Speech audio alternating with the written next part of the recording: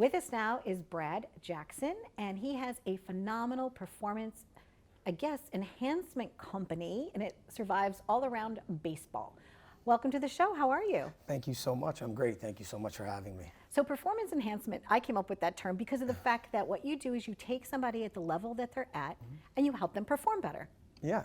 So we specialize in baseball and softball training, obviously. But yeah, we'll start an athlete as early as 6 or 7, and we're lucky when we keep them through their college careers. You know, that's our goal, is to, first of all, let kids maximize their potential and develop, but also play this sport as long as you can. You know, remember, it is a sport and you like to have fun. So we like to keep them involved as long as possible.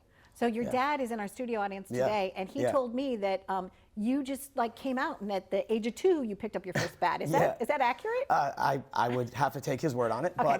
but I would say that I've been around baseball my whole life, and why I'm sitting in this couch is because of my father. Okay. You know, he's taken me to every game, every practice, and literally it was my life as a sport, as a kid having fun, which I still think was the most fun I ever had playing this sport, when there isn't, it's not a job, it's not, and I owe it all to him. So the facility, my expansion, the growth, it all started with my father. Yeah, just dad and son playing baseball, right? I absolutely love that. Yeah. So now at your facility, how does it work? Somebody calls you and do you give them an evaluation of where they're at? Are their skills? Yeah, so typically they call in. It is all skills, all ages, girls, boys. We give them an evaluation. We map out a program for them, and then they come weekly, bi-weekly, twice a week. And it's all about mapping out a program that ultimately works for them, you know, unique to them, specific to their needs, whether it's hitting, fielding, pitching, throwing. We also have one more rep, fitness and athletics, which is right next door, which offers all the sports performance, speed, agility, strength. So we like to think of ourselves as like a one-stop shop for everything. You know? Oh, I like that. I'm not even wanting to play baseball, but I think I would like that. You can totally come down. We'd love to have you. There's a difference between when somebody says, oh, I'm going to a batting cage, in your facility. 1,000%.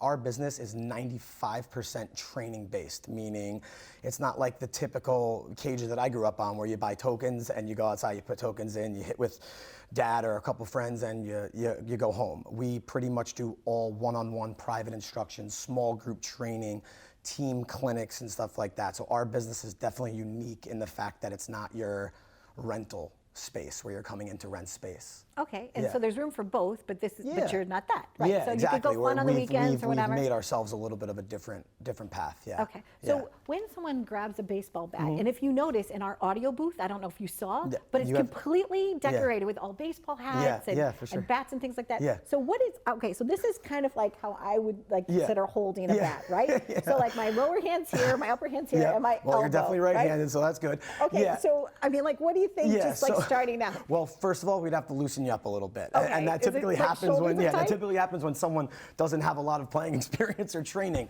but that's a normal thing, right?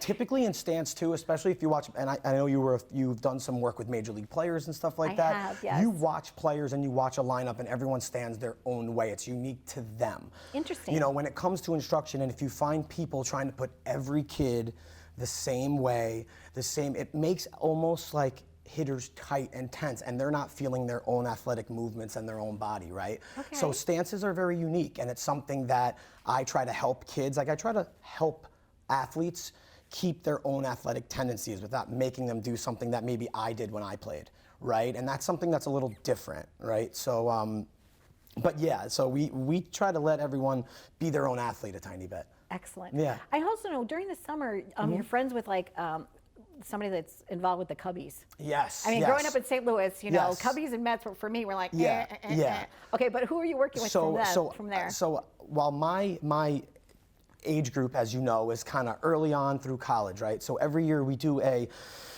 clinic with Anthony Iapoce, who is the big league hitting coach for the Chicago Cubs. And while this is amazing for me, I know that's being a little, but this is amazing for me because I don't get to work with major leaguers every day, and there's a part of that I can't talk to my players about. Okay. So we bring him in, and he's the most humble, generous kind dude that you know out there, right? And he gives us all the feedback on major league players and what to expect if you want to play at the next level, and what it takes, and things that you don't need to expect, meaning kids think they need to do everything perfect and everything has to go their way, and they put so much added pressure on themselves when at the major league level, these players don't do everything right. You're right. You know, and Sometimes it's the there's even added like a pressure at designated youth runner. sports, right? No, I'm just joking.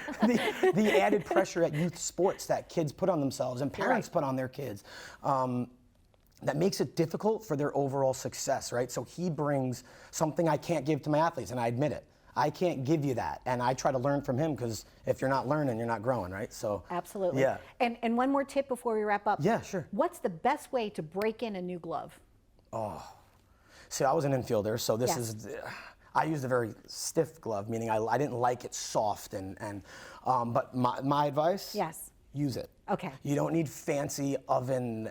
You could oil up the pocket a little bit, but you don't need, everyone gets these shaving creams and they put it in the oven and they throw it in the dryer. Like, I don't know, you don't need really any of that. Oil it up a little bit and use it, There because you it's going to go. mold to your hand, you know? Thank you, Brad Jackson. I'm looking forward to having a great summer this year, really. You know, I Yeah, think I'm I going know, to the kids at need least it play too. wiffle ball in my Yeah. backyard. So Of course. Thank Yeah. you so much. And my best to your dad, Mark. Oh, thank you so much. Stay tuned for more. We've been living it up right here. And let's play ball.